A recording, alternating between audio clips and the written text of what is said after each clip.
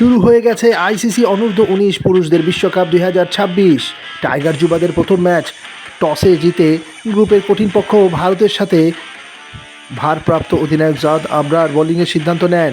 ভারত যুবা অধিনায়ক আয়ুষের সাথে হাত না মেলানো বিতর্ক থেকে শুরু করে ভারত বাংলাদেশ দুদেশের ক্রিকেটীয় ও রাজনৈতিক সম্পর্কের টানাপোড়েনের কারণে শুরু করা ম্যাচ। টাইগার যুবাদের প্রতিশোধের আগুন নিয়ে শুরু করা আল ফাহাদের আক্রমণে আক্রান্ত ভারতীয় শিবির পরপর জোড়া উইকেট তুলে হ্যাট্রিকের সম্ভাবনা জাগিয়েও শেষ মুহূর্তে 5 উইকেট তুলে নেন।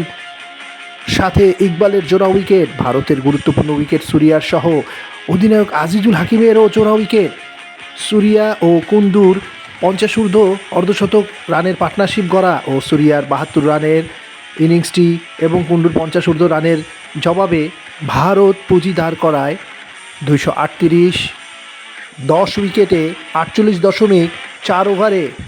জবাবে টাইগার যুবারা জাওয়াদ আবরারের উইকেট হারালেও রিফাত এবং অধিনায়ক আজিজুল হাকিম তামিমের অর্ধশত রানও বাঁচাতে পারেনি। বৃষ্টির বাগড়া ভারত যুবাদের জন্য আশীর্বাদ হয়ে ডিএল পদ্ধতিতে 165 রান 29 ওভারের টার্গেটে ভারতীয় যুবাদের কাছে তাসের ঘরের মতো টাইগার যুবারা ভেঙে পড়ে 146 10 উইকেটে 28.3 ওভারে।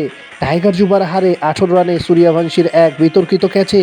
মোহাম্মদ সামিরুল ইসলাম, স্টার ক্রিকেট বাংলাদেশ।